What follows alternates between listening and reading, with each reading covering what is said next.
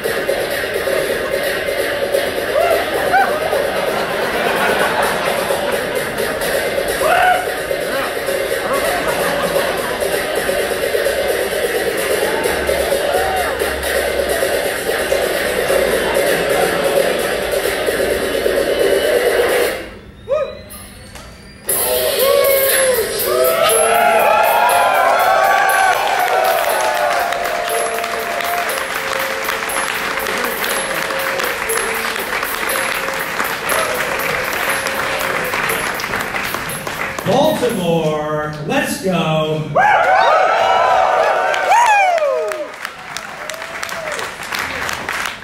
Baltimore soundstage, it is a blessing to be with you here tonight. Mainly because we're no longer in the bloated hellscape that is Washington, D.C.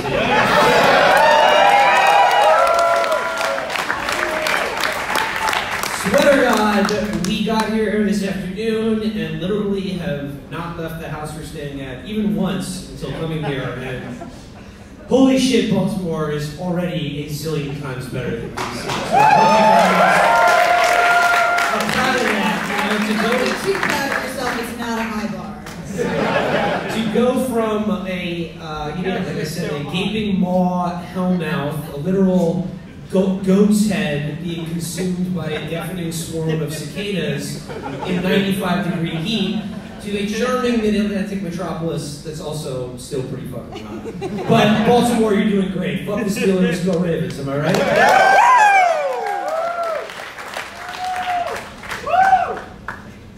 Ray Lewis did nothing wrong. Snitches get stitches. So, to kick things off here, first observation of Baltimore, because like I said, it's the first time I've left the house today. Matt pointed this out to me, literally right across the street from the venue where we're staying tonight, in the middle of sort of a plaza, is the Baltimore Holocaust Memorial statue. It is the most metal fucking thing I've ever seen. I saw it years ago, and I visited Ann Arbor, and I'm walking around, I'm like, ooh, you know, there's the Hooters, and there's the tall ships. And then I just took a few blocks, and I'm like, why is there a giant ball of burning humans? You guys made some very poor decisions during World War II.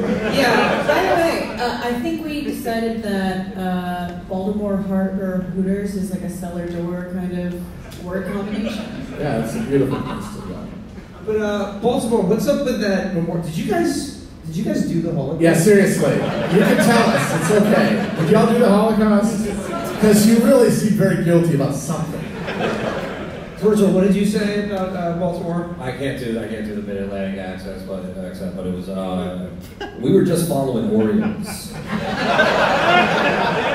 Yeah, the most fucked up thing is, like, after Auschwitz, you really can't be doing poetry. So, it's been great. However, a cloud has been cast over the proceedings tonight, and I'd just like to say, can we get some R.I.P. Burt Reynolds going in the chat, please?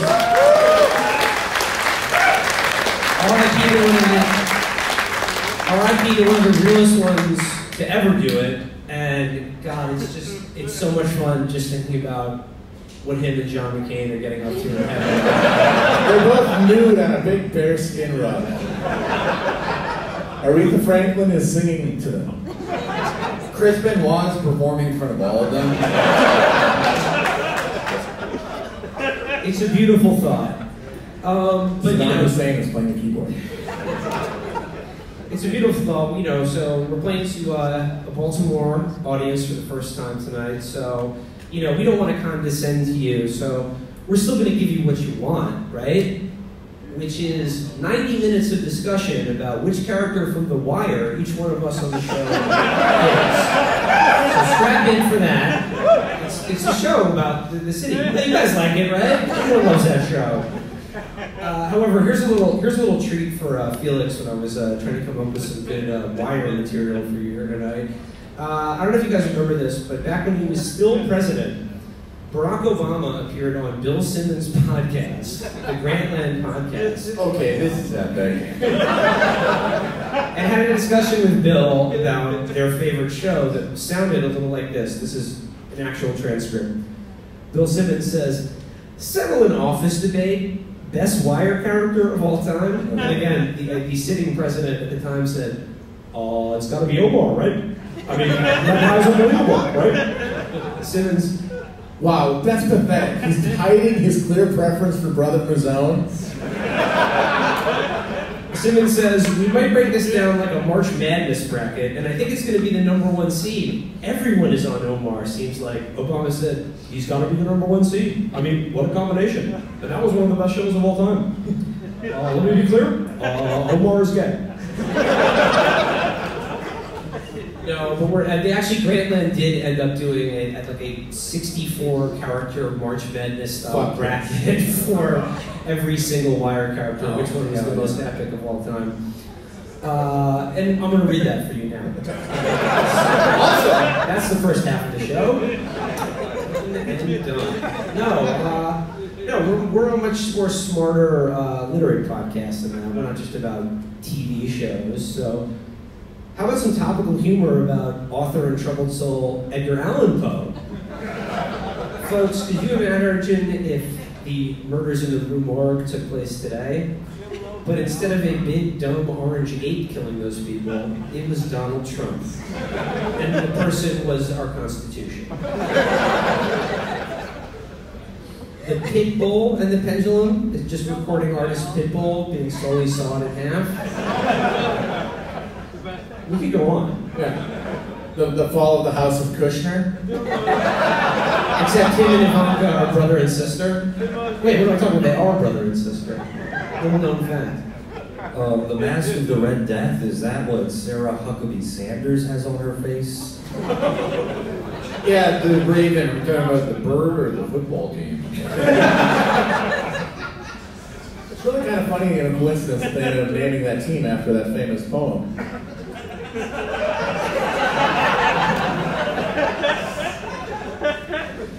That's I know, don't DM me about it. You're already in there. Guys, if you have any questions about Edgar Allan Poe, please DM Matt. He loves it. It's the end of the Edgar Allan Poe material. No, but so like I said, we came down from DC today. We were in DC last night, and it's lined up incredibly because despite what a horrible city DC is, filled with terrible people, some really funny shit has been happening there over the past couple of days. I mean, there's the Bob Woodward book about how the president is literally going insane. There's the Brett Kavanaugh Supreme Court hearings today, of which he got backed up by every single girl on his JV basketball team. Yeah, I love that. He's trying to give an impression to the public and to the Senate of, no, I'm clearly not some sort of religious psychopath trying to make The Handmaid's Tale real. If you don't believe me, talk to my bevy of child brides. And basically Joseph Kony for suburban Maryland teen girls. To be like, beat twice, freeze out. Like, is anyone worried about those girls? Yeah, you know, I'm just a regular guy, yeah. Like, I know federal justice is sort of like a scary center title, but, you know, I love my sports, love my family, and you see all these girls? They are going to be my slaves in the afterlife.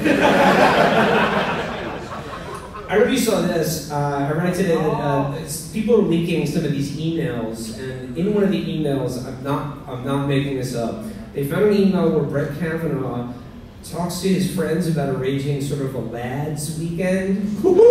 Sort of like a boy, Hell yeah. boys strip. That's what I'm talking about. You guys know what it's like to have fun. And one of his friends makes reference to a full-service massage, but at the end of it, after the weekend is over, Brett literally signs off with, "Just remember, everybody, like to keep this all confidential from the media and definitely spouses."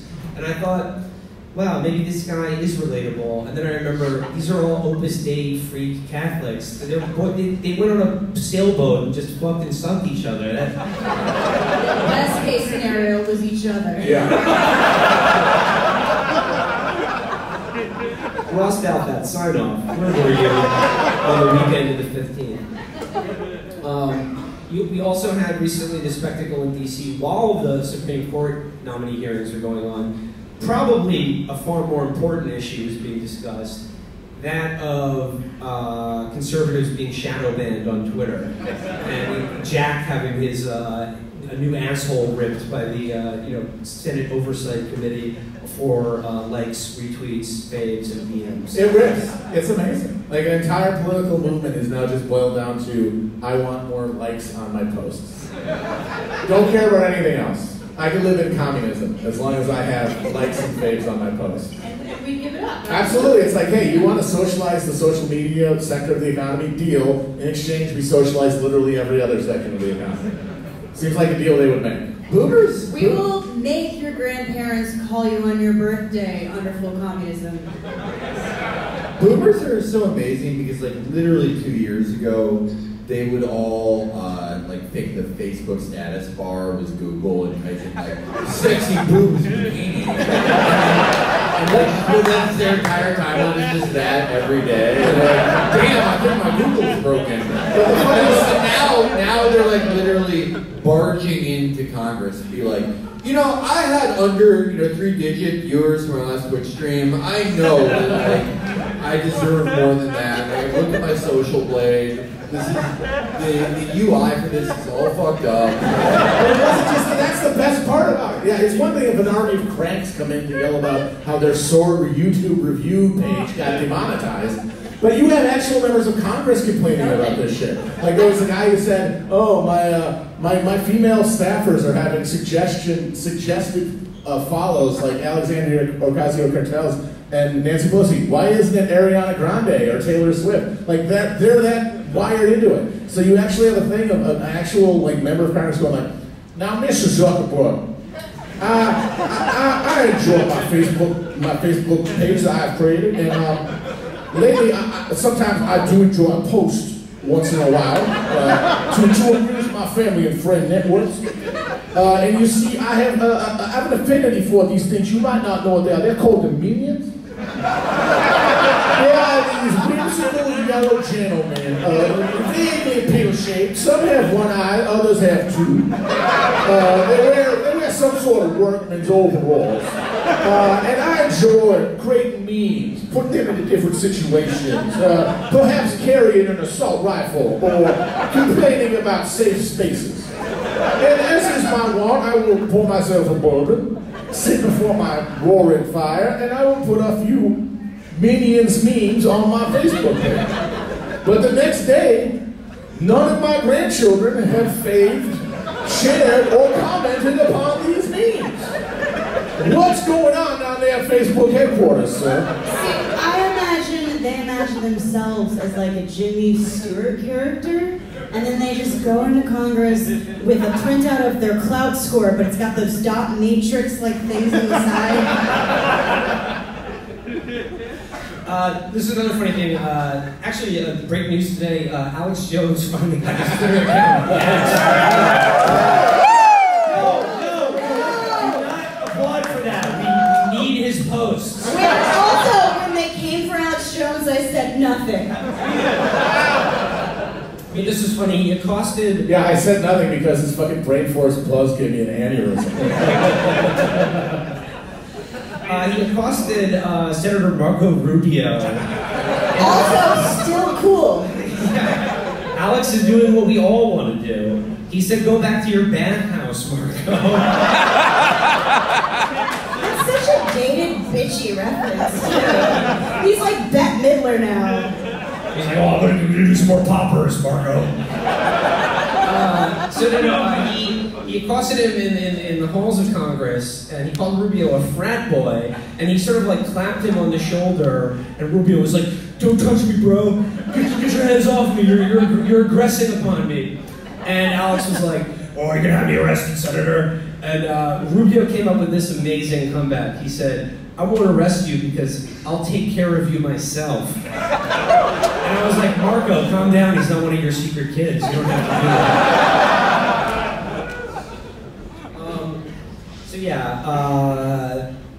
Facebook, Twitter, going to be nationalized, going to be put under direct control of the Supreme Court and Brett Kavanaugh as soon as he gets on there. One like will finally equal one prayer.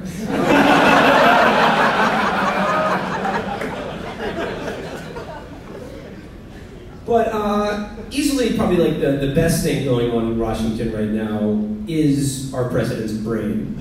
And there are many attempts going on right now to save it, preserve it, pickle it, or just keep it going in some regard. And I swear to God, this is maybe my favorite TV clip I've seen in recent vintage. This is from Sean Hannity's show last night. And again, keep in mind, this is taking place in the context of the fact that there have been probably 3 major books released in the last couple of months that are insider accounts of the White House that describe him as a child at best. A guy who, you know, you could just a horny baby. You could, like, forget the Mueller investigation and all that shit. If you really want to get rid of Trump, the easiest way to do it would be the 25th Amendment, that he's literally mentally unfit for office. Yeah, so, his brain looks like a Betty Crocker savory aspic. It's a pork gelatine. So Sean Hannity had a guest on his show who has also written a book, but that's taken sort of the opposite tack. And she said this on his show. My book actually uses science and real data and true psychological theory to explain why it's quite possible that this president is the most sound-minded person to ever occupy the White House. My favorite part of that quote is easily the, he might be. Like, he's a super genius and I have scientific proof of it, but I want to show a little bit of humbleness, you know. He might be the most brain genius person to ever occupy the White House. What I love about that line is, why reach that far, you know? Why do you have to go for such an obvious lie? Couldn't you just say, hey, say what you will about the guy, he's really getting things done for the people who voted for him. No, you had to say, his brain is literally better than healthier than anyone who's ever occupied the White House. I mean, they're playing with house money, so it's fine, but it does seem ridiculous that they can't just say, no, he's fine, or he's having an off day. They have to be like, actually, saner than you are. That's right. I mean, this is like why right wingers win though, because you know if there was like with like Hillary, the Hillary's health thing, the thing was like, oh, it's actually normal to faint, which like people over 70 faint, but which is the line they went with. But if someone's like all the way over here, and you're coming down the center, you're not really gonna sell the people. Like most people in this country just have no idea what the fuck is going on. The first time you ask them about something is the first time they've ever thought about it. So you have to start all the way over here. So if the one line is like, he's literal just muling baby, the only way to go over is to be like, yeah, he can actually manifest new universes. He created a wormhole just willing it. It's how you negotiate. You ask them for too much, they end up somewhere in the middle. Yeah. So okay, he's not drooling. And he's not Dr. Manhattan. So as a compromise, we will not just like wrap him in bubble wrap and roll him down the hill out of the White House. And this is coming in the context of everybody has all these snippets from this Bob Woodward book. We got sort of the sizzle reel from that in the Washington Post the other day, which included stories about how former economic advisor Gary Cohn, Trump was planning to abrogate a trade deal between the United States and South Korea. And he had the papers on his desk ready to sign, and Gary Cohn was like, hey, what's that over there? And then just took the papers off the desk, hid them, and it worked. It was never an issue again. I love that you can literally do that with anything, any of the horrifying shit he's done, because he'll just forget about it. But like, the only people who are willing to do this insider plot, it's like for debt forgiveness. It's for like trade deals. They'll throw their body on the line for that. Yeah, well, you can replace the declaration of war against Adventureland on his desk with a full page of Marmaduke comics. What do you get mad about? It's very big, very absurd. What's he doing on the bed, folks? How stupid are we that we're putting Marmaduke on the bed? The house is too small for the stomach. That's a bad deal. The fucking Winterbane is always trying to trick me. He won't succeed. Another highlight was speaking on the phone to his Secretary of Defense, General Mattis. He said of Assad, fuck it, let's kill him. Let's assassinate him and everyone around him. Let's go. And Mattis listened to this. You know, he was on the conference call with all his other generals, and they listened to the President of the United States say, I want him dead. I want his family dead. I want the dented orthodontist office where he works burned to the ground. And he hung up the phone, and Mattis said, yeah, we're not doing any of that. Which is funny because it's an actual act of sedition. And the best part is that, and it worked just like the other thing was that like the next day he'd forgotten about it. Like, you know what? I'm going to do a thing that could potentially have started World War III. We don't know, you know, butterfly effect, or at the very least, like widen the war in a way that we had no way of predicting, and just this wild, horrible escalation of violence in the Middle East. And then the next day, it's just like, yo, what's for dinner? I don't, whatever. So he just sees Assad on TV, and he's like, didn't I say something to do something to that guy? I wanted to do something to him. I mean, maybe it's the edibles kicking in, but it really is insane that we're talking about the concept of sedition. Like, sedition is not a thing. Sedition is a knuckle tat. Like, I mean, it's technically... what era do we live in that we're talking about sedition? Yeah, what the fuck, Will? This is a modern-day XYZ affair. The answer is the best of all possible worlds, indeed. But now, I think that the apex of this absurdity that's going on right now with the Trump White House is the anonymous op-ed published in the New York Times yesterday. The call is coming from inside the White House. This really is the... Don't worry, guys, we're gonna be fine. I mean, that is the messiest bitch to ever love drama. Of all of the messy bitches who love drama. Lives for it. This is the apotheosis, though, of the resistance as a concept. You know, like it's been a joke for some time. You know, Rex Tillerson, welcome to the resistance. Now you don't even have to leave the Trump administration before people start clapping you in the back for, I don't know, opposing him. So I think it would be good. I think this is worth actually diving into. New York Times opinion. I am part of the resistance inside the Trump administration. I work for the president, but like-minded colleagues and I have vowed to thwart the planned parts of his agenda and his worst inclinations. Pay close attention to what they consider the worst part of his agenda and worst inclinations, by the way. There's a little preface to this that says, the Times is taking the rare step of publishing an anonymous op-ed essay. We have done so at the request of an author, a senior official in the Trump administration whose identity is known to us and whose job would be jeopardized by its disclosure. We believe publishing this essay anonymously is the only way to deliver an important perspective to our readers. We invite you to submit a question about the essay or our vetting process here. We also did it to prove correct every paranoid mega dumbass who says that there's some sort of collaboration between the deep state and the media to undermine Trump. Like, they literally just said, yeah, that's what we're doing. And all the bad things in government, that's us. And there's this one asshole who's not in it who we're trying to defeat. Yeah, you hate him now, right? You hate that guy, not us. The op-ed next week, yes, I'm a pedophile, and yes, I work at comic ping pong. I'm just so excited by it, too. Like, you can tell they cannot conceal their glee behind professional journalism. It's like it's midnight, and they're still wearing the prom dress. And every time they see some headlights go by, they're like, it's the saddest woman I've ever seen. And so they get mad and then they write a burn book and they anonymously put it in the school. That's what this is. No, they're gonna do like a carry, but to Syria or something. Man, wish Tim and Eric went to that school. Tim and Eric? Yeah, Kaufman guys, Tim and Eric.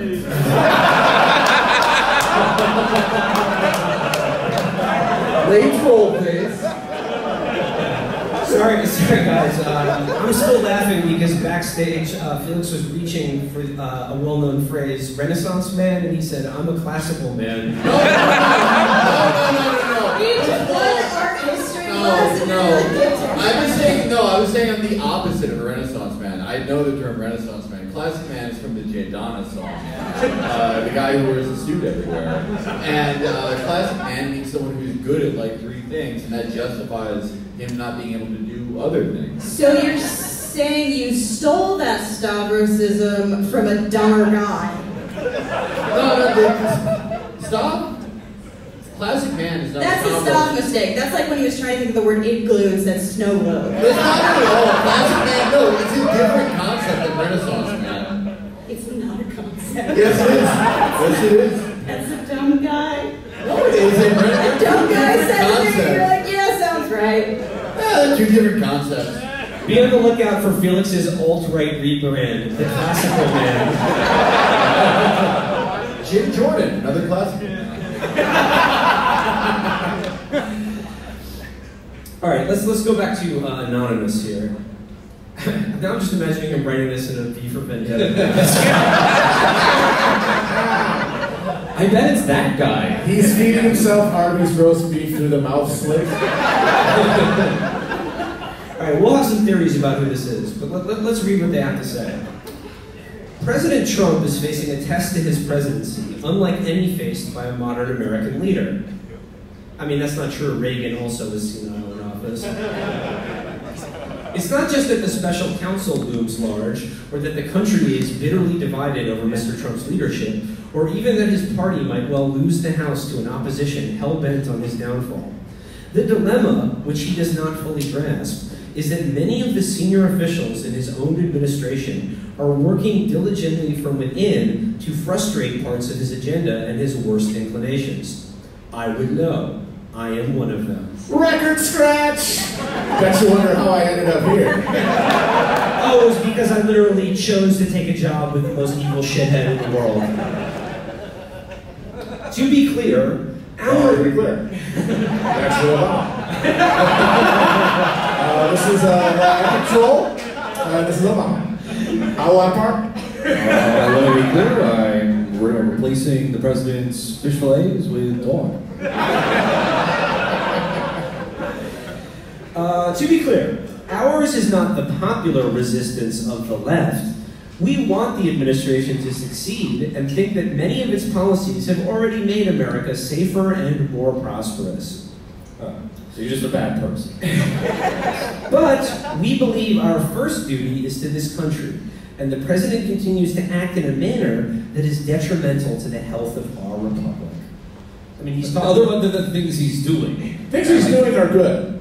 It's essentially just bad tweets. But it looks very silly when he's doing them. You can't have that. These guys are basically just self-appointed mods. They're mod vigilantes. Yeah, like they wish they could like pan his account, and since they can't, they're just trying to do it from behind the scenes. This guy agrees with Trump on everything except for like Anna Wintour being a fake person.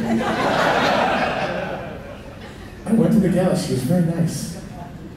That is why many Trump appointees have vowed to do what we can to preserve our democratic institutions while thwarting Mr. Trump's more misguided impulses until he is out of office. Yeah, he's just misguided. He's a misguided missile. Also, this is literally what every advisor to every president does. They like largely agree with the president, but they steer them along some ways or the other. But this guy's And manage their he's scenarios. making it sound like he's fucking Tom Cruise in Valkyrie. No, that's 100% true. Famous, the guy who did that was Kissinger. Kissinger would, and the tapes are there, he would go to the Nixon and be like, needs to be like, we gotta bomb the goddamn North Koreans. We gotta kick them to the table. He's like, absolutely, Mr. President. We must use every course of force we can to bring them to the table. There's no such thing as civilian casualties. They all have it coming. And then he would go to fucking Harvard and have a cocktail party and be like, yes, the president, he's crazy, he's bloodless, I'm trying to stop him. I mean, this is they all fucking Not only that, I mean, you know, if libs feel smug about this, with the Gary Cohn taking the paper off his desk, Timothy Geithner did the exact same thing to Obama, slow-walking Wall Street regulation. That's true. He was out of time. Yeah, he was like, let's do it. We're going to convert all the foreclosed homes into mosques. And Timothy Geithner was like, we'll get right on that, Mr. President, and that just didn't get done. Yeah, fucking Sid Blumenthal used the entire census as like a direct mailing list for 8 years. And the Clintons were like, oh, okay, whatever that guy does is fine. Sid Blumenthal like single-handedly got us into Libya because he had some weird like Herbalife business there. And it's just like, yeah, no, that's just what these guys do. They're just like wormy social climbers who find like the charismatic guy and just bottom feed until like, you know, they can get their son's post-rock project off the ground, you know, using all the organs of the state. This is literally everybody. Here's where it gets good. The root of the problem is the president's amorality. It's because his manners. Anyone who works with him knows he is not moored to any discernible first principles that guide his decision-making. He doesn't have any first principles. He doesn't go to church. Although he was elected as a Republican, the president shows little affinity for ideals long espoused by conservatives: free minds, free markets, and free people. At best, he has invoked those ideals in scripted settings. At worst, he has attacked them outright. Wait a minute, you're saying that he has only repeated literal slogans in a scripted setting? Like, that's not a thing. None of those are things. It's just made up. President Trump shows no investment in the concepts of something tasting great and being less filling. Often during cabinet meetings, I will get up to leave and go to the bathroom and call fives on my spot. When I get back, the president is sitting in it like nothing happened at all. The president does not adhere to the rules of punch buggy. In addition to his mass marketing of the notion that the press is the enemy of the people, you know, like the conservative movement has been doing for the last 40 years in this country, President Trump's impulses are generally anti-trade and anti-democratic.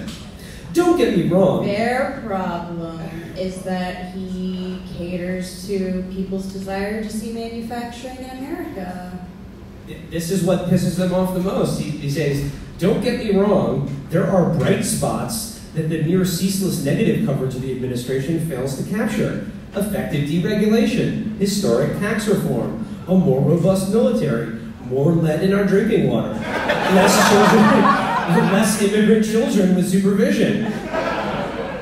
They didn't actually write those last part. But I mean, again, this is the tone of the things that that don't offend them. It's just his trade policy and the punch buggy thing. They don't like that he told the carrier employees they could keep their jobs. Well, I mean, he didn't do anything to get the jobs back, though. Rules.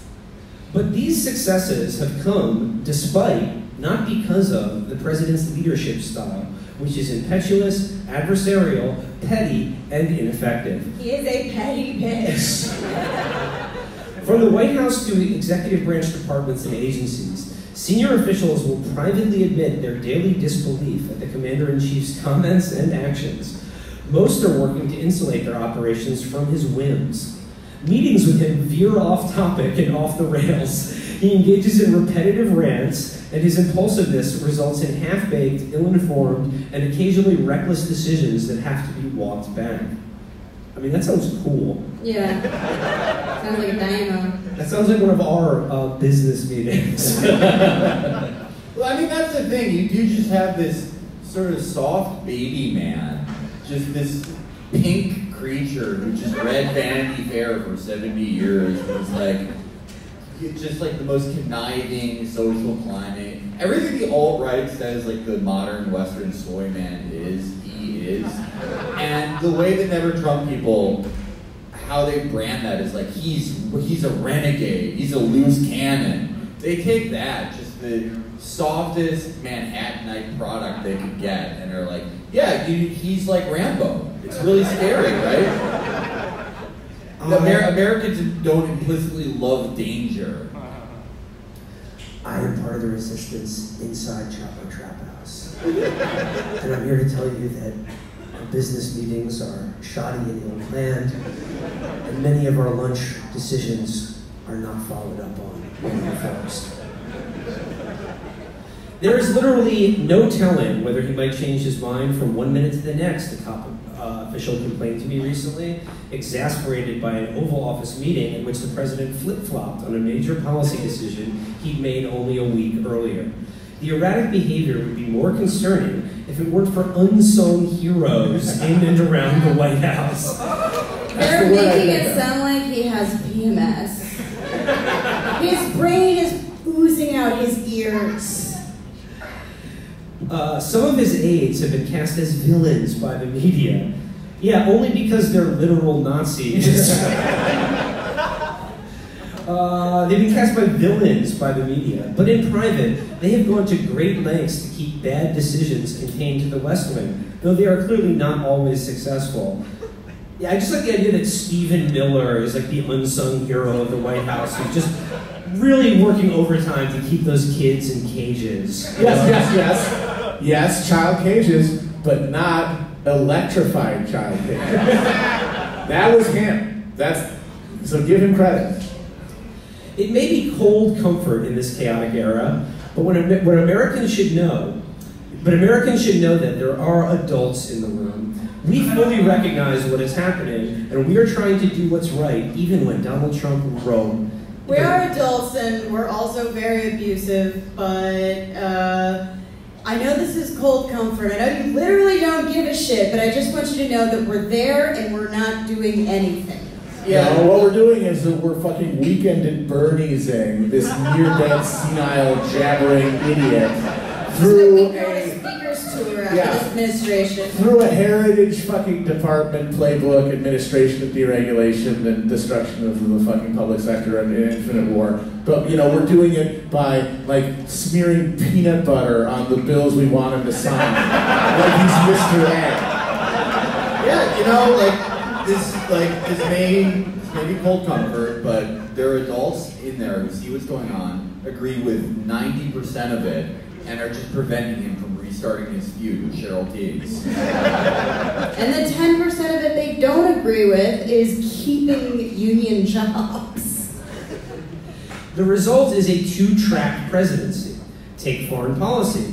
In public and in private, President Trump shows a preference for autocrats and dictators, such as President Vladimir Putin of Russia and North Korea's leader, Kim Jong-un, and displays little genuine appreciation for the ties that bind us to allied, like-minded nations.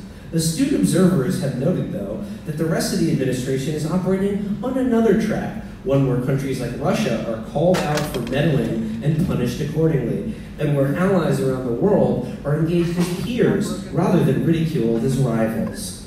Where we send someone to give Angela Merkel a back rub, since Trump won't do it. On Russia, for instance, the president was reluctant to expel so many of Mr. Putin's spies as punishment for the poisoning of a former Russian spy in Britain. He complained for weeks about senior staff members letting him get boxed into further confrontation with Russia, and he expressed frustration that the United States continued to impose sanctions on the country for its malign behavior. But his national security team knew better. Such actions had to be taken to hold Moscow accountable. Okay, so how many paragraphs are we into this thing? Pretty like almost at the end. Okay, and so that's the first example in the entire thing of an actual concrete policy difference between these unsung heroes in the White House and Trump. And it boils down to this idiot doesn't want to recreate the Cold War. Yeah. And he's the bad guy for that. And we're the good guys for trying to heat up conflict with Russia. They also oppose the free reference trade. law. They mentioned they have. No, but they didn't say anything specific. That's a specific But they thing. had the North Korea thing, which was good. Reproach about with North Korea is good. Yeah, so basically he's not war hungry enough. Yeah, I'm sorry that you can't see your parents, but we are sending troops to Latvia. Listen, sometimes the president wants to drop at Twisted Towers, and you just gotta put your markers somewhere else.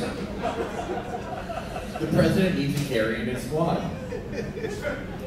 This isn't the work of the so-called deep state. It's the work of the steady state. Oh my god. Oh my god. This is like for all the cute people, this is just waving a fucking T-bone in the baboon pit. Like this is just, they're just slapping their flaming red assholes. Like none of this is that angry, none of this is like some nefarious like skull and bones plot. It's just a bunch of fucking nerds who, you know, want to maintain free trade deals and, you know, station the mountain division in Estonia for some fucking reason. But like to the cute people, this is literally, it's like if John Brennan like walked into their living room and was like, how do you do? I'm a pedophile, I'm a Satan. That honestly sounded like somebody trying to manage expectations with a date on their sexual performance. Like, I'm not gonna say I'm a deep state, but I'm steady state. Oh, dude, Look at the back walls. Yeah. I gave her such a stable dicking. You can pull out once. The bigger concerns. I'm a stable leg. I'm gonna fuck you so that you actually kind of walk straight. The bigger concern is not what Mr. Trump has done to the presidency, but rather what we as a nation have allowed him to do for us. Oh, you mean like voting for him like all you assholes actually did? Or being in his fucking administration? Look, we can point fingers all day, okay? Some of us might be more responsible than others, but that's Monday morning quarterbacking. Who's to say who's more responsible? Regular citizens or the literal people literally carrying out the literal policies? I'm Donald Trump, and I am fighting secretly to upend my own agenda. The stuff that I say is not right, folks. We have sunk low with him and allowed our discourse to be stripped of civility. That's funny. I love the person that's writing this talking about we. Like, I have sunk so low with him. Trump is literally the corpse of a whale at the bottom of an ocean, and the person writing this is one of the hagfish festering in its fucking blubber. He goes, Very good, that metaphor. Put that one over the end. I liked it. We all like Planet Earth documentaries. Yeah, dude, Donald Trump is a subway car, and this guy is jacking off his side. I don't know who the good guy in this metaphor is, but I'm done. I would have also accepted comparing them to the yeast that feed off the smegma and his tit folds, but you know. Oh man. You always gotta take it too far. It would be awesome for Donald Trump sat in your lap and you made out with him and just whatever ooze between his kids fell into your lap. Just a viscous, slimy pool, and he's like, ooh, that usually doesn't come out till later. Think about making out with Donald Trump and it just smells like the weird McDonald's lettuce in Cologne. Awesome. I love it. When I think about being intimate with Donald Trump, which I do on occasion, the thought, and others can stop me if they don't agree, but the thing I just keep thinking about is the overwhelming smell of baby powder. I just feel like he just stinks like baby powder. I figured he's more of a Dr. Scholl's man. I don't know, it's just this overwhelming, Lift kind of him up, medicated, powder, lift it up, powder. this just medicated stench just wafting over him like pig pen. It's not good, folks. What kind of noises do you think he makes? All I think it's like the noises that seals make when they're under deep ice. All I know is that when he comes, it's like the very end of a Ready Whip container.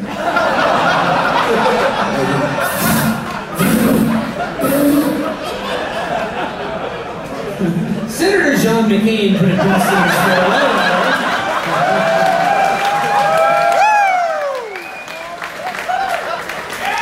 Wait, why did he say goodbye again? All Americans should heed his words and break free of the tribalism trap with the high aim of uniting through our shared values and love of this great nation. Endless war and economic apocalypse? Yeah. By the way, can we get a moment of the opposite of silence for the death of John McCain?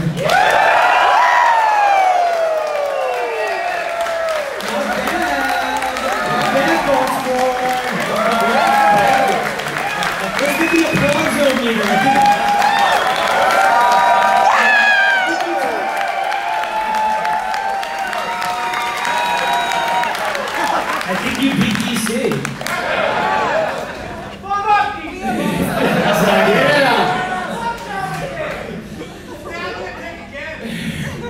We may no longer have Senator McCain, but we will always have his example.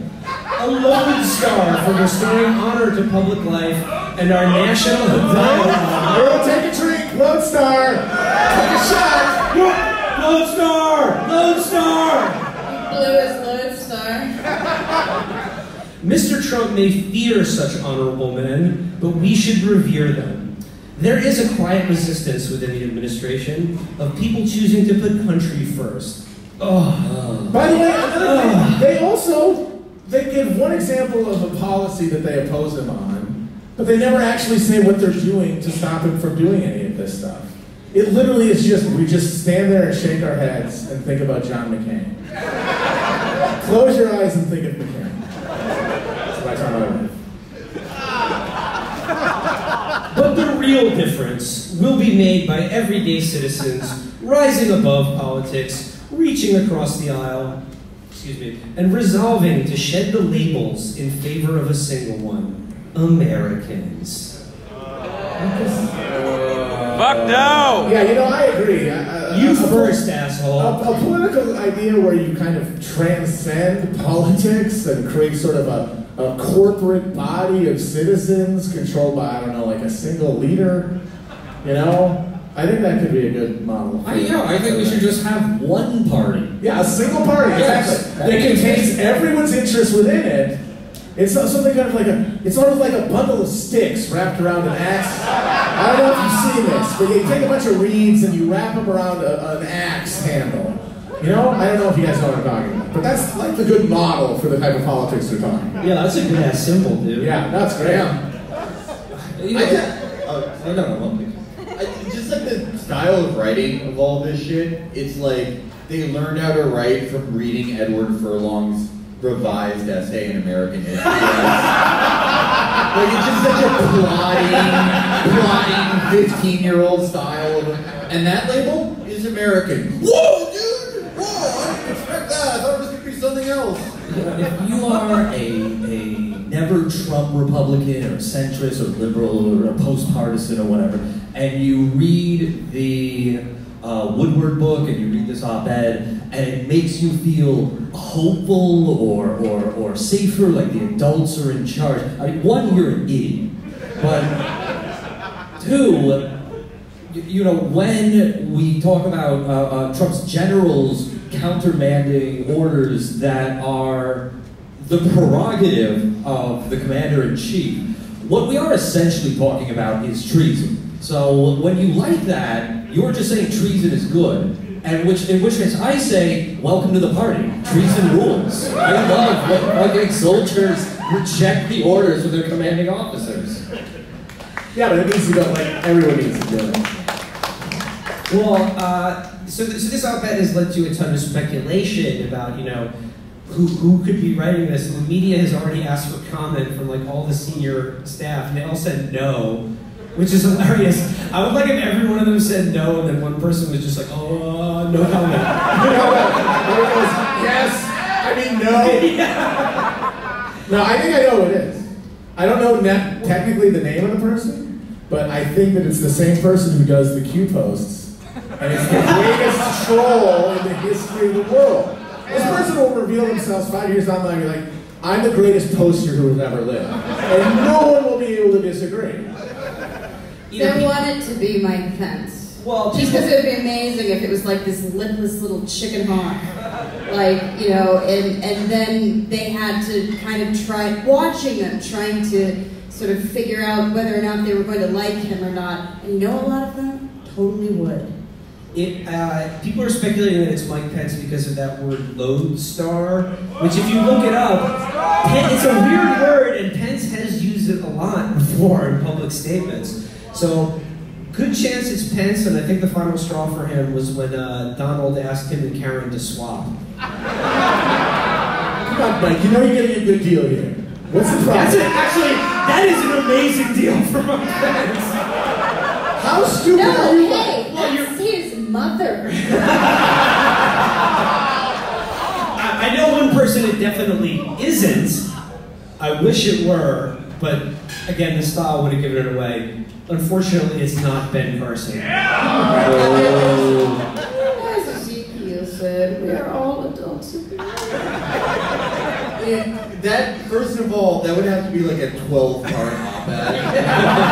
It would have like the most footnotes of anything in the New York Times ever. It would all be footnotes for Bible verses that don't exist. There's embedded a portrait of him for some reason. Put this book, you guys haven't gotten this book of the Bible yet. I have. So let's get it. Put that in the footnote.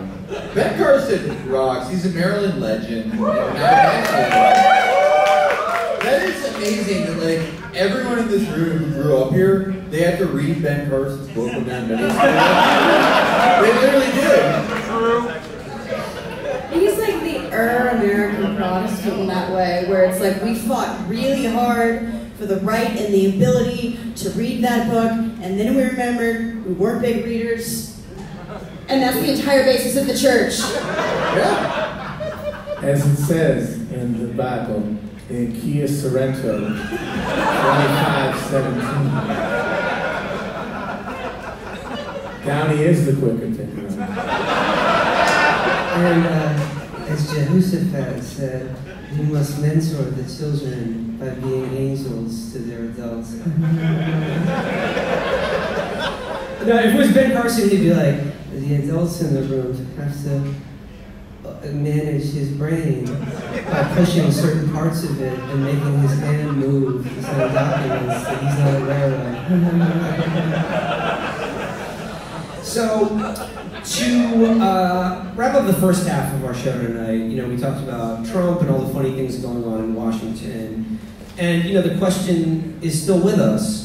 What is to be done? What does it mean to truly resist Donald Trump? Not just write, you know, cowardly anonymous op-eds slandering him while also doing everything he wants and basically being okay with all of it.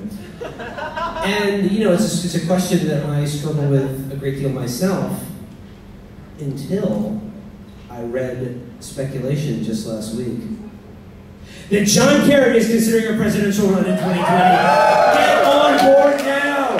Who amongst us does not want to see John Kerry take down Trump? Second time's the charm, folks. He's giving up windsurfing. This time around, he's gotten just enough work done on his face. It looks great.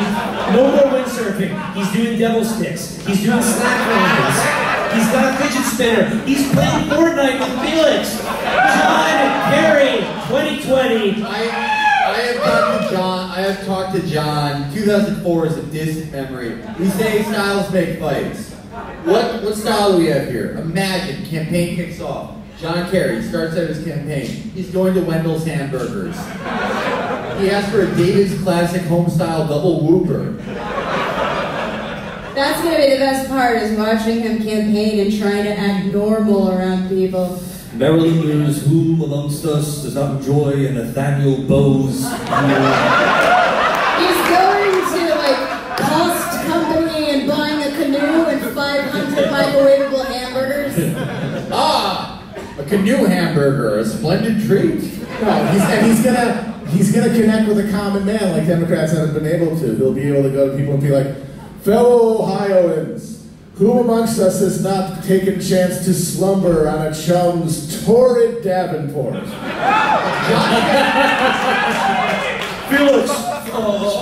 Felix, I need miniatures. Chub Jug would be most agreeable. I would like a legendary Scar assault rifle.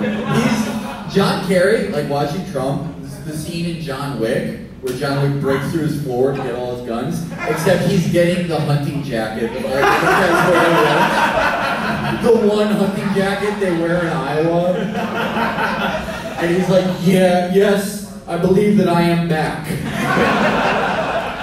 John Kerry will be back, and we will be back too, but stay seated while we advertise to you.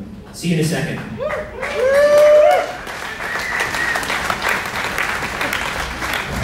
Alexandria Ocasio-Cortez, James Thompson, Andrew Gillum. I'm telling you, that's why Tom Perez needs to be replaced by the multi-vax. You moron! You under-buffoon! Shut the fuck up! It's not a thing! Guys. We've gotten a little bit off track here right now, and I think we should pause and take this moment to let our listeners know about an amazing new product.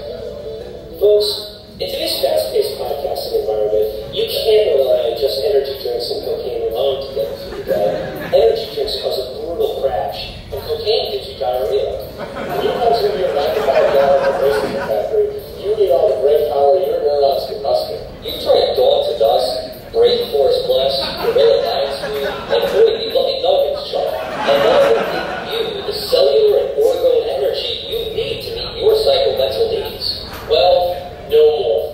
Introducing Chapo Brainworm Plus, the most powerful nootropic energy pill still technically allowed by law.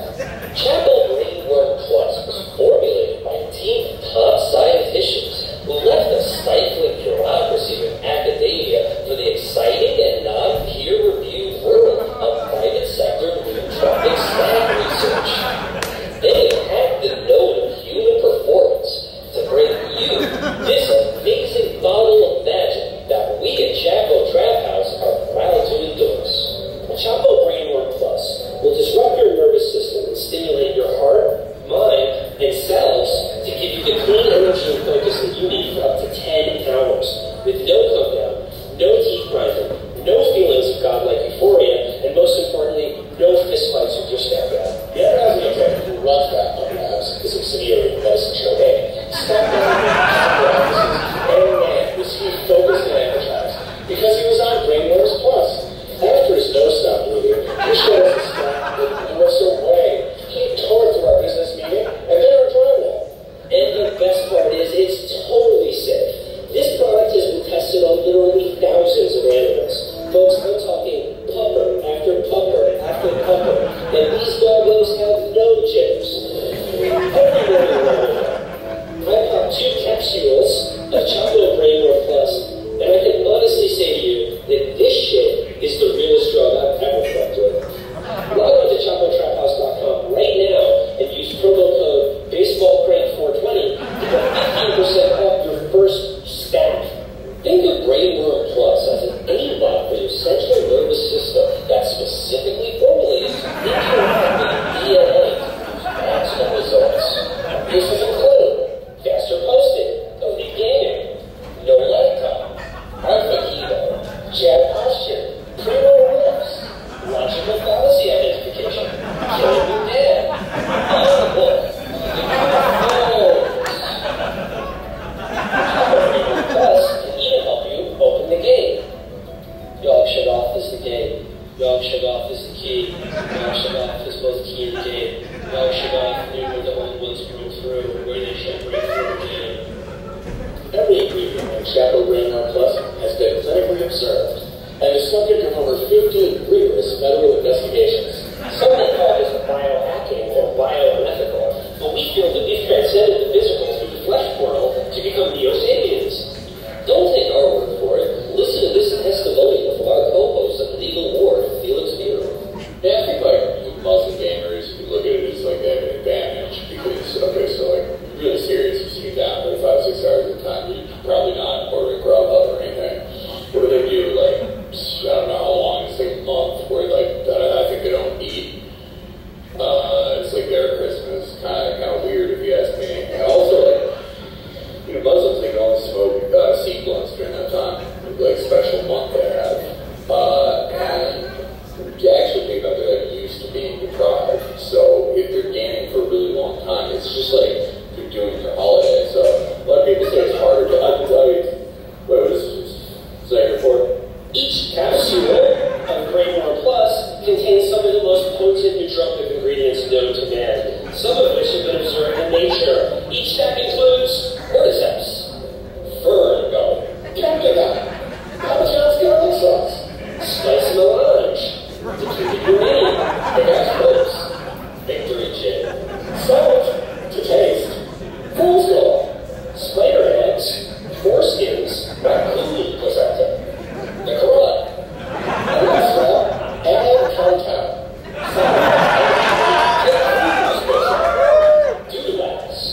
Neos stand here better than usual.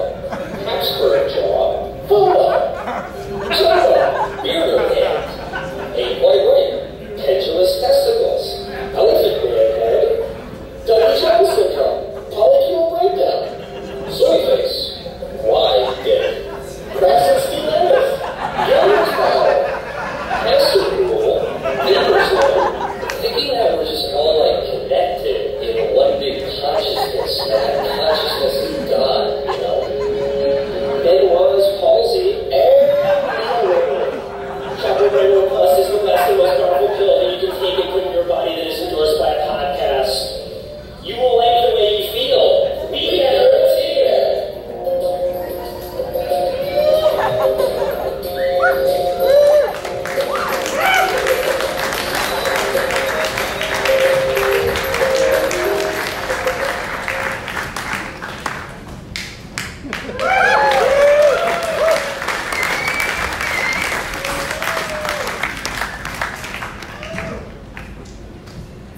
Thank you, and I hope you'll be buying Brain One Plus. We'll be selling it in the back after the show.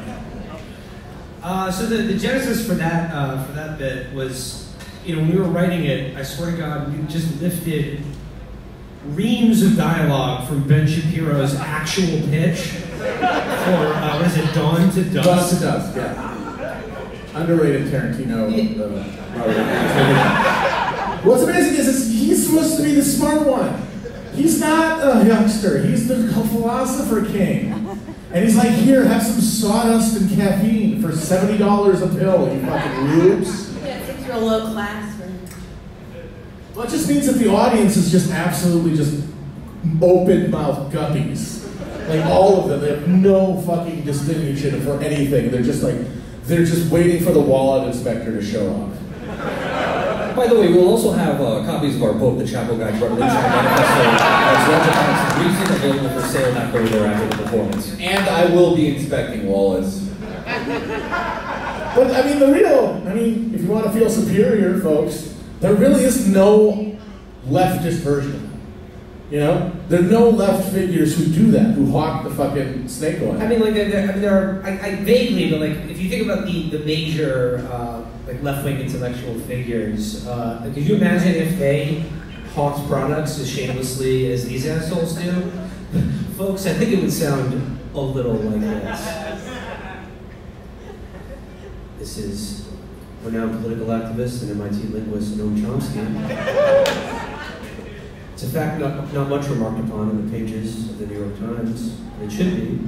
If you read the business press, they're quite open and honest about this. The polling on this matter is well established. That gold coins are, over the long term, the most stable investment. Each one of these gold chom coins provides a bit of world history that's largely been forgotten. Forgotten, by the way, due in no small part to the efforts of those in our media and ruling class. Again, chomp coins from renowned activist and MIT linguist Noam Chomsky.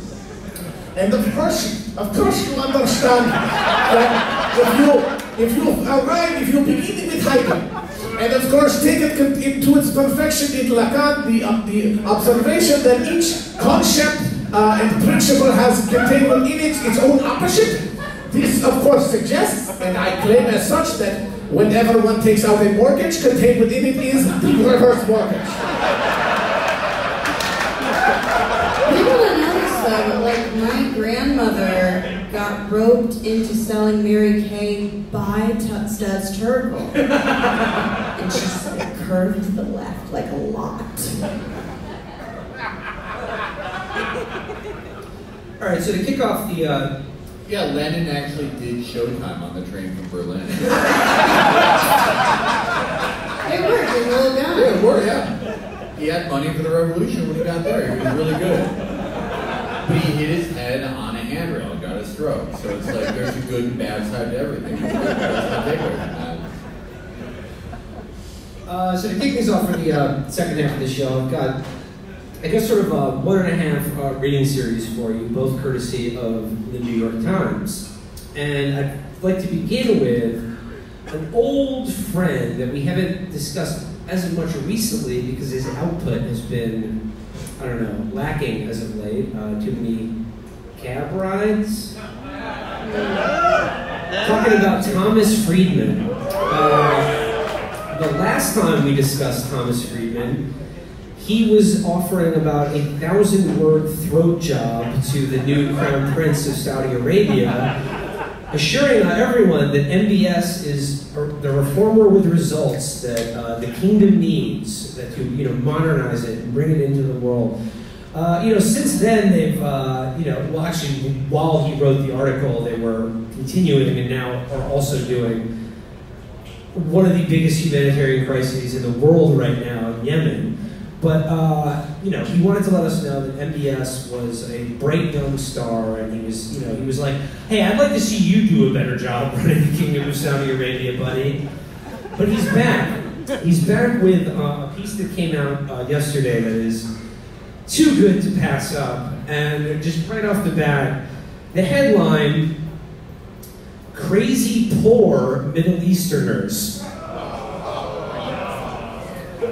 He's riffing off the popular film, #1 in the country, Crazy Rich Asians. But he was like, oh, what if I flipped that? Damn, that's like if you changed like at least 2 of the things. Thanks, Tom. That's awesome. I mean, I feel better. I felt like, at first I was like, that's kind of insulting. I'm like, it's a reference. It's okay. He's doing irony. It's fine. Crazy poor Middle Easterners. The Middle East could prosper if it would put its past behind them. Every day is a gift. That's why we call it the future. I love hearing foreign policy advice from a man whose favorite book is definitely To Kill a Mockingbird.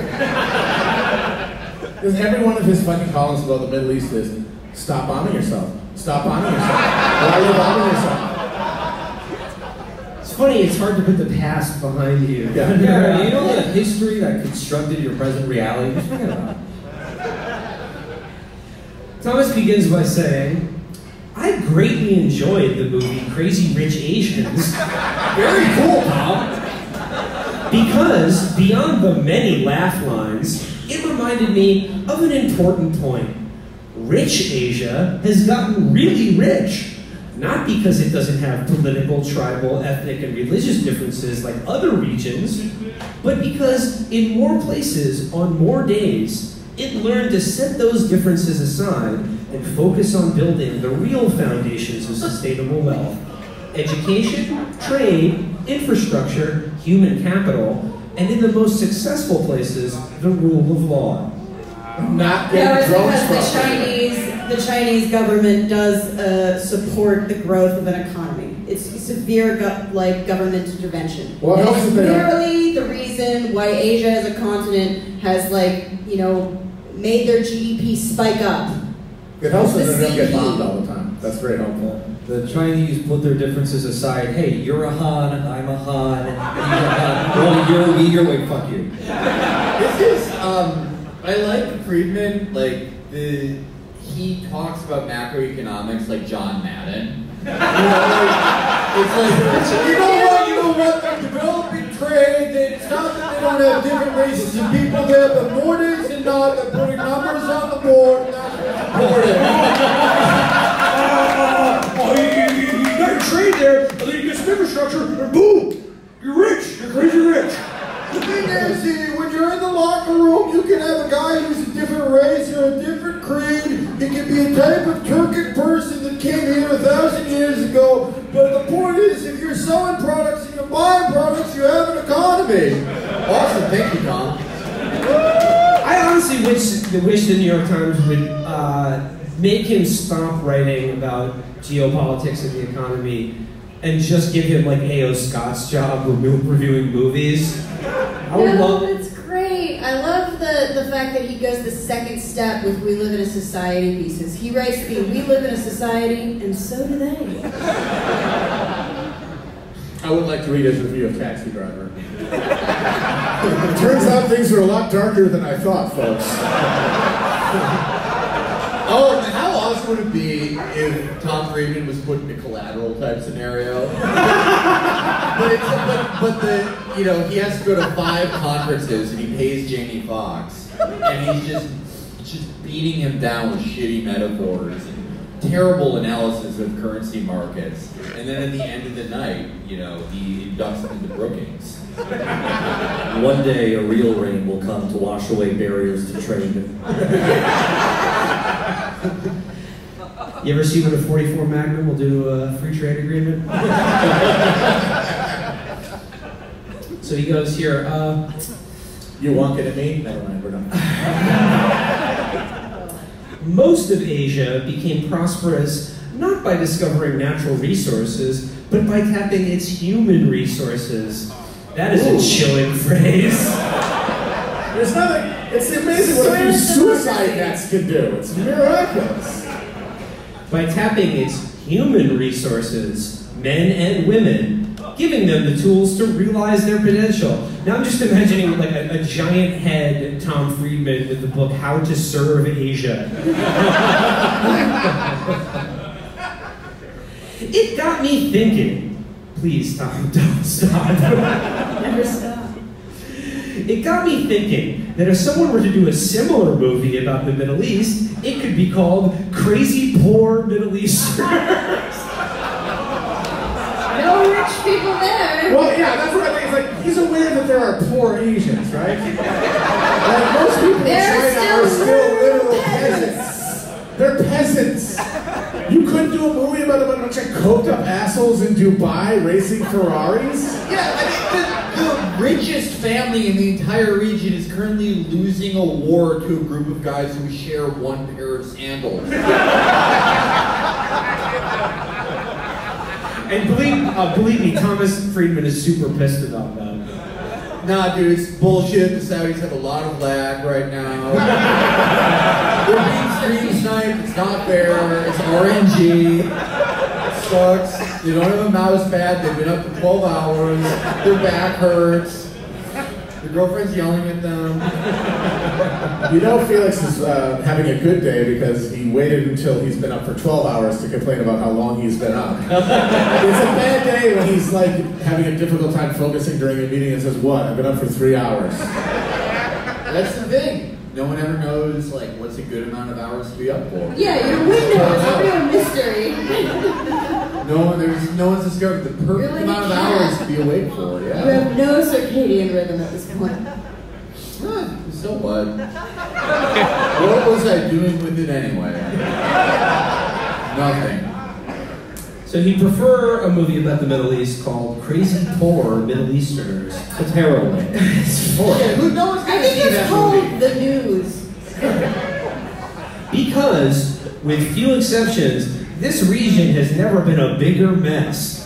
Had more people fighting over who owns which olive tree, had more cities turned to rubble by rival sects, and missed its potential so vastly. Can you believe this? Over a tree. Basically, they're just the Hatfields and the McCoys. It's Springfield and Shelbyville is the Middle East. Yeah, but hold on a minute. You're like, oh, he seems like he's minimizing the conflict, but it's the giving tree. That's worth fighting for. No, can you believe this fucking asshole? Like, it just happened? Like, he himself didn't have anything to do with that? You remember, Suck on this! You remember when you, like, heavily editorialized in favor of the war in Iraq? Hey, what happened to Baghdad's infrastructure? Why don't they have more of it? And what's amazing is he did not put it in even the sort of like vague humanitarian terms, or even really claim that it would make the Middle East more stable. He literally said, we need to show them who's boss.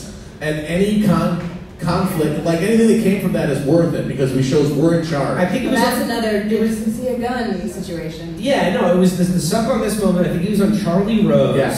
And he said, like, you know, basically what he says about the olive tree, which is a diss on Palestinians for, you know, caring so much about the rule of the land that was taken from them. And he was like, you know, it's not about this or that or the olive tree or you know, refugees or anything. You know, people in the Middle East need to be told by an American GI, this is the way it is, and if you don't like it, suck on this.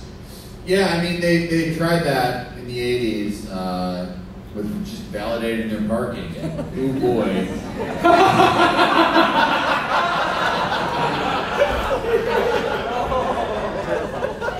And I think someone else was saying suck on this that day. Beirut barracks. Yeah, the region has never been a bigger mess, and the biggest tragedy for him is that it's missed its potential so vastly. This is so John Madden. This is Terry Bradshaw at this point. They really could have been a five-tool player. His belly and elbows, chewing on a pen. I have to wonder, what if maybe olive trees aren't that important? This is junior soprano Thomas Friedman. The Middle East never had the makings of a varsity athlete. You know, Yemen looked good coming off the bus, but when they got around that field, kaputs. The region of the world that should be naturally rich has made itself poor by repeatedly letting the past bury the future. That's it. And the region that is naturally poor has made itself rich by letting the future bury the past. Oh, you're letting the past define a future. You know, making up that you lived in this place 3,000 years ago and saying that it's yours now. Who would do that? who would let the past define their future so much in that region? I have no idea. Okay. Tell me, Tom. So hold on a second. He goes on a little bit. He's the one who gets to say that, remember. No letters, no DMs. He gets to say I that. don't give a shit. I dated enough of them. I earned it. It's just so like for a Zionist to be like, come on, you can't dwell in the past. You know, the thing that I literally make up for being for why I am to be here. He says, dancing with glow sticks at an ethno-state. You know, yeah, the Bible says that there needs to be a bunch of guys in capri pants who just shoot children 24/7. I mean, yes, we're being defined by the past, but it's, you know, this is the God past. Our God. Hey, but what matters is the future, which is Waze and SodaStream. Kivas. Oh no, that's Kiva Pharmaceutical, not the Sandal Company. The Sandal Company is not Zionist, my bad. Okay, keep in mind, Phyllis, that you said about this is John Madden and Terry Bradshaw. He goes on for a paragraph where he complains about how Donald Trump has subcontracted order making to our allies Israel and Saudi Arabia. And then the next paragraph... That's literally the relationship. They're the subcontractors. Dude, what the fuck? He's treating them like an imperial proxy. Whoa! Okay, I swear to God, I'm not making this up. This is how he begins the next paragraph. Let's go to the videotape. I swear to God, he says, so now Trump is getting a lesson as we speak in what happens when America writes blank checks to allies and pals who share some of our interests but also have extreme impulses of their own and abdicates real diplomatic leadership. Let's go to the videotape. Iran has far overstretched itself, extending its malign military and religious influence into Yemen, Iraq, Lebanon, and Syria. Yeah, imagine extending your malign interests in military into that part of the world, badly overextending yourself, getting fucking washed, wasting a few $1 billion, another million or so lives, and then bitching about it in a fucking newspaper column. I do like, though, how these guys, their hatred of Iran eventually just turns into just taking a side in the Shia-Sunni thing. So they're not just like, oh, they're a danger to Israel. Also, they worship fire. I'm sorry. They play weird. They're all going to hell. They're just watching the good, the bad, and the ugly, trying to figure out who the actual good guy is. The answer is Lee Van Cleef. Thank you.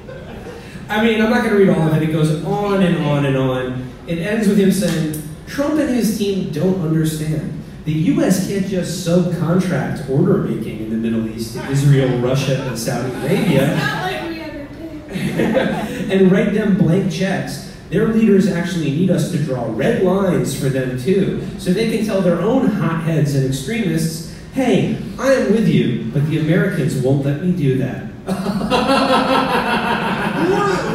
They need our authority to be able to tell their zealots to simmer down. Yeah, the classic way to reduce dissent in your country is by saying, oh, I take orders from the American government.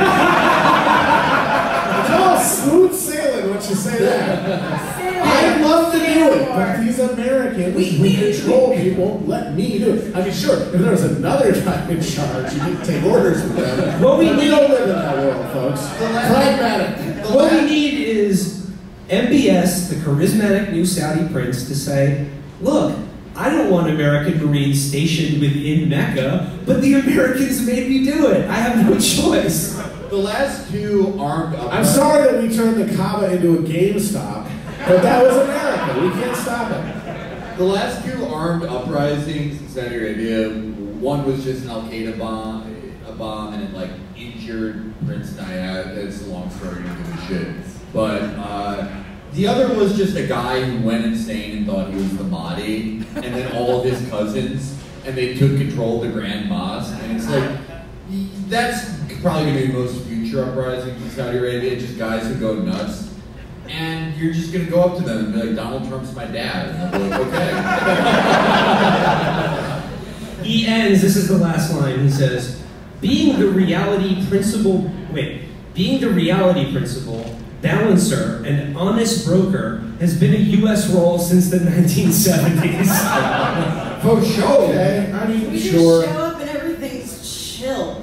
If we, okay, we've been an honest broker since the 1970s. Sure. If I'm tired, whatever. If we abdicate it, we'll just end up creating more crazy, poor Middle Easterners. I brought it back at the end. He just wants to help. He didn't tell me what he thought of the movie, though. He said he loved it at the They beginning. send Nicholas Kristoff into Afghanistan. He's like, geez, there are a lot of pedophiles here. So that one was pretty grotesque because of its because of his blithe dismissal of geopolitical reality. But I'd like to go on to a second New York Times op-ed piece that is a delight for just its utter vapidity and just sheer bird-brainedness. I'm talking, of course, about Frank Bruni.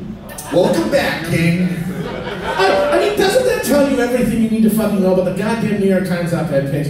These fuckers, every week there's another argument about the op-ed page and about who should be on it, who's being validated, what voice we need to hear, and they literally just grabbed a fucking restaurant reviewer and said, you write about politics now. A guy whose whole job was just saying, oh, this sponge cake is really fluffy. It's like, let's hear your take on fucking geopolitics. And they're like, yeah, that's fine. But it's supposed to matter what they fucking put on this goddamn real estate. Yeah, Frank Bruni has been writing in their op-ed page for 5 years, and that page is so shitty that, like, it's not even really made worse. For 5 years, he's been writing columns called, like, The Rudeness Bug. And it's just, like, it's as shitty as anything else in there. When it comes time to replace him, they're just gonna find a top reviewer on Yelp. It's like if you watched an episode of Drive-Ins, Diners, and Dives, and at the end, Guy Fieri turned on the camera and told you who to vote for in the midterm. But Frank Bruni wasn't even, like, a fun restaurant critic. Like, No, he was nothing. Right. He was just he was like Kirby, floating around New York, starving up streets. Like, at least Guy Fieri has, like, some panache, and he has a cool car. Frank Bruni is just, he's a human Camry. Just no qualities. The only, like, remarkable thing about him to me is, like, that his articles are, like, exceptionally bland. He's somehow the best at writing boring articles. Okay, this is a digression, but I once watched the Guy Fieri show, the first one, because I had to give him two, because you can't contain him or whatever. And in his approval of a dish, he like takes a bite of nachos or whatever, and then he just goes, sex! I'm just like, he's good now. Alright, well, actually that's a good segue because Frank wants to talk about sex. For sure. By way of our first lady. 2018 is the year I tried missionary by Frank Bruni. No, this is his piece, Melania Trump could be our greatest first lady. Why not? Okay, man. Once again, I'm very tired. Subhead, is this a spectacularly tense marriage or a pussy bow coup? What's a pussy bow? Oh my god, you're so male! Why don't I fluffy collar. Okay. What is under a pussy? A pussy bow is a type of collar. That you put on your pussy? Yeah. Is that the new trend? If you believe in yourself. The first draft of this article was like, does Melania Trump have the best pussy? Bennett was like, look, Frank, we love starting conversations. It's like, I don't think we're ready to have this one yet. It starts out, Mary Todd Lincoln's pussy was just like, warm water left out of the room. So, when the first lady's pussy be sounding like you making mac and cheese. They're like, I mean, this is like more exciting to edit than his last column, so I don't know what got into Frank. All right, let's dive in. He says, maybe someday, when the history of Donald Trump's presidency is written, we'll pinpoint the start of this week as his pivot into complete derangement and come up with a pithy name for it. Yeah, because he was normal. I can't wait to read this history written in ash on the side of an abandoned Kroger. Maybe we'll call it Melania Monday.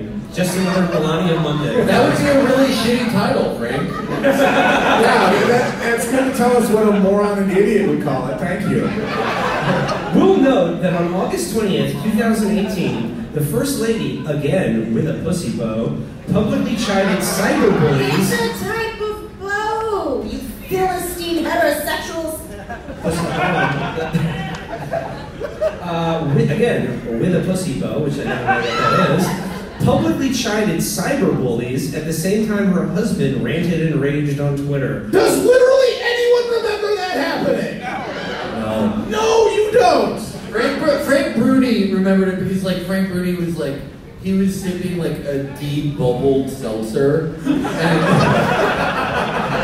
I like the metallic taste, but the bubbles hurt my mouth. I just like a little bit of that gas flavor. He was doing that and he was like watching them side by side and was like, this is the delightful contrast.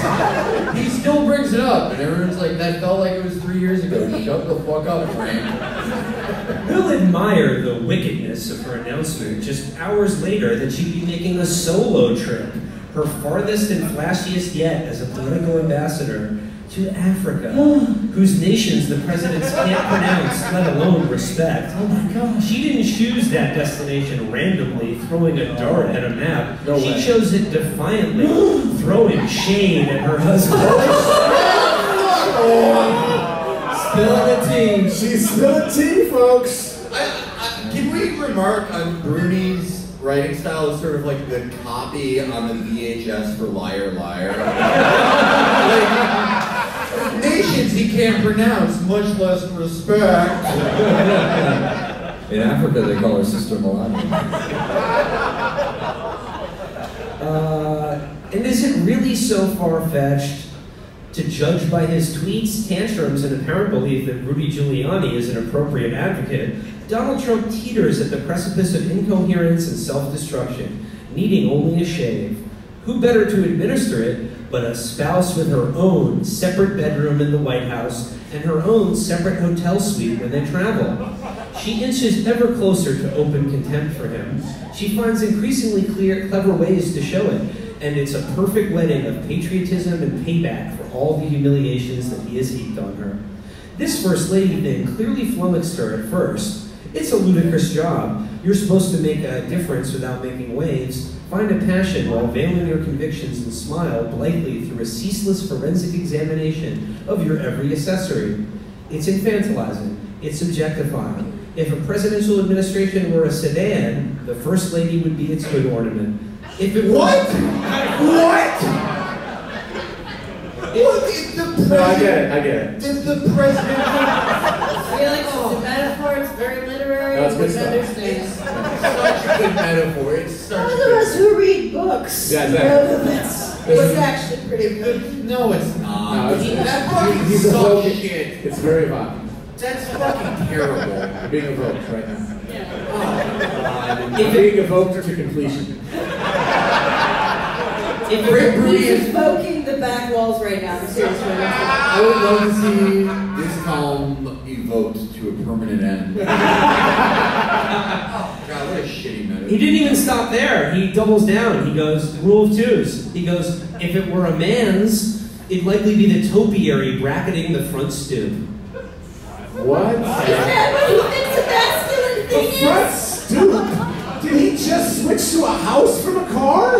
Yeah, he said if it were a man's. Oh, a man's. A man's. Yeah, the topiary on your stoop. Oh, God damn it. Usually Melania Trump was... First of all, how is that a reference point? When they talk about, like, cultural literacy and standardized testing, this is the kind of thing I think of. Like, a topiary is, and all the, like, fucking bougie white kids are like, sleep. And everyone else is like, what the fuck is a topiary? Who amongst us does not enjoy a topiary? Frank, what book influenced your writing the most? My favorite work of literature of all time, the ACT prep book. As long as we're talking topiary in the White House, now I'm just imagining Donald chasing Barron through a hedge maze. Barron, come back. I'm gonna get you, Barron. No, but that would make Melania Shelley Duvall, and this is what he believes and wants to believe. Melania, I want to make a deal. I want the bat, okay? It's a fantastic deal. It's going to be amazing. Just give me the bat, it'll be fantastic. The updated theory is that she's trolling him. I buy it. This is epic. Wait a minute, so hold on a minute. So the premise I'm assuming he's saying here is that she's doing these things and Trump is noticing and being enraged by her decisions. A man who has not spent a second in the last 30 years thinking about anything other than the time he got a hand job from Shannon Tweed at the Haunted Mansion at Disney World in 1985. He does not notice anything she does. Well, remember when he pointed to her and she wasn't there? Yes! Melania says fantastic, and she literally wasn't there! She disappeared for 2 months, he didn't say anything about it!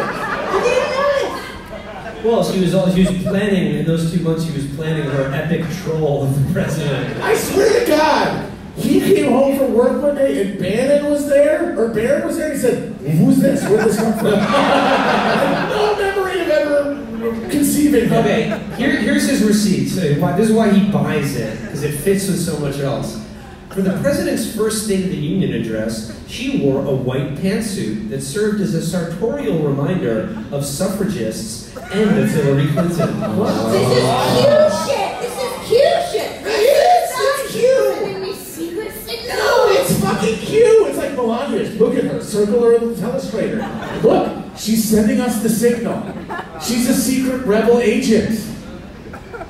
This month, after he questioned LeBron James's intelligence in a tweet, her spokeswoman released a statement that asserted the First Lady's admiration for James's work with at-risk children in his hometown of Akron, Ohio. As you remember, 2 weeks later, Donald Trump resigned the presidency. Melania was possibly interested in visiting the school there that James had helped to start. The Do you think Melania knows the name of her spokesperson? Like just a first name, not even a last. No, she just called, everyone in the White House is just the men. Like, the men came, they took me over here. And my colleagues Katie Roger and Maggie Haberman recently reported that during a trip overseas last month, the president had a fit because the First Lady's television on Air Force One was tuned to CNN, not his beloved Fox News. Was CNN an accident or a provocation? Oh! She doesn't speak English. I'm putting it down right now. She does not speak English. This is all just background chatter. It's not like she just walked by a TV and was like, I put on the news. She likes CNN because the makeup on the angry women is less harsh. But not only is this Q shit, this is a mirror image. This is not just Q shit in terms of finding secret messages for people in power. It's also just owning the libs into a fucking, praxis. Like, oh, does it change anything? Does Donald Trump act in any different way? No, but he got mad. That's it. You've owned the president. Well, he says, in a public response to the incident, Melania's spokeswoman made clear that the First Lady watches any channel she wants. All the women is independent. I'm not sure what to make of that. "I really don't care, do you" jacket that she wore on her way to a detention center for migrant children in Texas. It's the rosebud of our time. Yeah, that's the rosebud of my time. I'm doing like cryptography, like a fucking dumb queen on the first lady's outfit, as if she's sending me secret messages, and then I'm going to feel superior to the psychopaths who think that maybe a bunch of people in power are sexually abusing children, which they are. You know that thing, the neighbor's dog telling me to kill my dad, you know, that's like a rosebud to me. That is such a message. Do not give Melania a copy of Catcher in the Rye. I'm begging you. When she realizes what a phony her husband is, our problems will be solved. Marriage as psyops. It's not virgin territory, but the stage and your stage... entire column is. But the stage and stage share are epic. On Monday, as the Washington Post's James Homan, I don't know. James Human. She used the phrase global society in both her spoken remarks about cyberbullying and her written remarks about the trip to Africa, which she praised for its rich culture. Yeah, she's visiting her favorite country. Wait, so the premise is that she's like crafting these secret messages? Yeah. This fucking person, she cribbed her fucking speech at the RNC from a Denny's placemat. She doesn't know where she is. She doesn't know what a first lady is. As far as she knows, she thinks she's in a touring play of some kind. Nobody's filled her in. She speaks English phonetically. Nobody speaks Slovenian, so nobody's told her anything. Donald Trump, like, bought this woman in a catalog and saw in a castle. And then she's like, yeah, no, dude. She read your column personally and was like, time to resist. And these are people who were told by their teachers at whatever prep school that the phrase global society is really smart. Other first ladies have beautified highways, promoted reading, planted squash. This one could abbreviate a nightmare. She's in a situation... That is tea on Michelle Obama. That is serious tea. She's in a situation that her predecessors weren't. On the arm of an overlord who needs undermining. And it's her... No president was like that. Yeah. No president was a tyrant. Dude, read how Lyndon Johnson treated his wife. Well, wait, I'm still trying to get to where she can change any of this. Well, by making him slightly annoyed that she wears. We're gonna get to this. It's the very end. We're almost there. Okay, she's on the arm of an overlord who needs undermining, and it's her invitation to greatness, or at least her prompt for an itinerary tailored to taunt. I urge that visit to James's school. Bring Don Lemon along. Send in the cavalry. I suggest lunch dates with Maxine Waters, Aperol spritzes with Angela Merkel, and pajama parties with Nancy Pelosi. It's just porn! You're just a pervert! I want some foot rubs with Amy Here's some foxy boxing with Kay Bailey Hutchinson. Guys, Donald Trump would hate it if Christine Lagarde and Melania Trump braided each other's hair and they were totally barefoot. Nothing on them. He would hate it. Let's make sure that doesn't happen, right, guys? Melania needs to start signaling the resistance by promoting the cause of barefoot is legal. It's not against the law. You don't have to wear shoes anywhere. Aperol spritzes and pajama parties with Nancy Pelosi. And finally, and pussy bows and pantsuits for days on end. They're the threads of a revolution. I remember back when Lindy West still wrote about things that weren't herself. And she had one of the best descriptions of Sex in the City I've ever heard, which is that it was gay men playing with Barbies. And that's what this article is. How is the revolution going to happen? She mildly irritates him? A man who has not noticed that she's existed in over 10 years? She's going to get brunch with Tammy Duckworth, and maybe they'll have a little pillow fight after. He couldn't pick her out of a lineup. What the fuck? He told me this was good. And I mean, it's not obviously the best thing we've ever on the show in terms of, it might be the most deranged, psychotic thing I've ever fucking heard.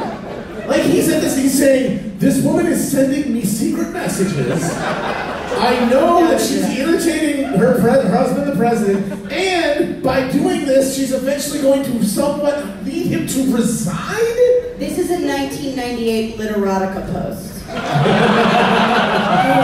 Dear New York Times op-ed page, I never thought something like this would happen to me. What if Frank Bruni assassinates Donald Trump to impress Melania? That's the only thing I think is going to happen after reading that. Oh my God. It's all for you. No, but you're right. You figured it out. She's his Jodie Foster. Yes. Yeah. It's all for you, Melania. And we tie it all together, putting a big pussy bow on the night by bringing it back to Taxi Driver. I mean, I gotta say, man, I like Frank Bruni. He's been a very middling player his entire career. Just boring columns about how, you know, it's now today it's a courageous act to say please and thank you, like shit like that. Say hello to Cheesecake Factory voters. Yeah, but this, like saying that he's getting secret telepathic messages from the First Lady, awesome. You did it, Frank. Everyone has potential. Let that be a lesson to all of you. And it really does tell you the idea that there's any sort of normal to return to if we get rid of Trump. That does not exist for you. They're all insane. Yeah, this is the bland. This is the end of Marat Sade. There's no getting around any of this. This is the blandest man in one of the most boring sections of one of the most boring papers on earth, and he's like, yeah, no. So it's like I've been bottling my own shit for a few days. It really puts my Oh spirit. my gosh, you're right. It's like watching hoarders when they try and talk about their habits like they're normal. Like, yeah, I like cats. Yeah, it's never gonna be. Everyone in that paper is gonna be marined out. They're all your wacky aunts and uncles now, except for Brett Stevens, who is still your fucking Scholasticable cousin you hate. So, tonight here in Baltimore, we're finishing up the first leg of our Northeast tour so far. So I'd like my co-host's closing thoughts on what has been the best part of the tour so far, and what is the worst part about Washington, D.C.? Matt Christman, beginning with you. The best part is I got in the back in the green room and they had fucking Utz's crab chips.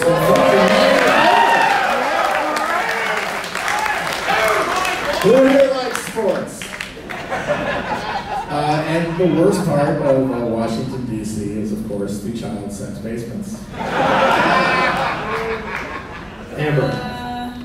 Best part is, road tripping with my homies. And the worst part is the fascists at Nando's that fucked up our order. Full John Podhoretz mode, by the way. We're saying that people get fired. Yeah. We want their wives punched in the face. We want their children to starve because we were lightly inconvenienced. Felix. Best part. How about those sandwiches today? What the hell? That's true. We had some world-class hoagies today. The worst part about Washington, D.C. is seeing a former beacon of light, truth, and hope for not just this country, but the entire world be covered in, yeah, that's right, Cheeto dust. Felix Bierman, you heard it here. Make the White House black again. Virgil. Best part was when I was driving the first leg out of Brooklyn, and it was very efficient. I made excellent time. The worst part was when we got to our Airbnb in Washington, and we turned on MSNBC as we were wont to do, and Ben Sass was on, and I couldn't throw my glass of wine at the television because we'd get in trouble.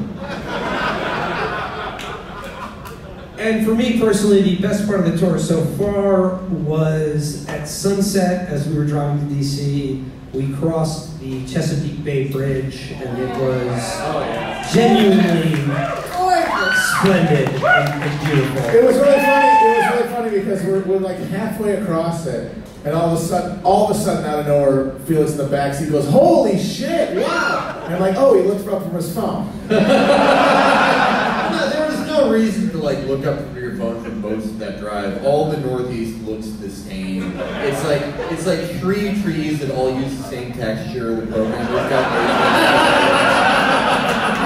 It was legitimately shockingly beautiful. Yeah, It was like this was these amazing like 1980s pastels. It looked like it was the cover of like a Cars album or like airbrushed on a drunk girl's tits. Like it was really gorgeous. Oh man, it was beautiful, and that was after seeing the NPCs in Delaware. Wait, can you explain this? All right, oh yeah. We drove through Delaware and we realized that it's an entire state of NPCs from The Witcher. No, not just. He's selling himself short there. This is one of those things that he made happen. Because we were driving, we weren't even in Delaware yet, and he did a joke about how everyone outside of major cities in America is an NPC, just standing around waiting to be engaged with and pop up the dialogue box. And we had a joke, we thought that was funny, but then we ended up having a detour through a small town in Delaware. We went down the main drag and we took a turn onto a residential street, and there was a fucking guy standing in front of his house, just stock still staring forward. Wait, I'll do his posture.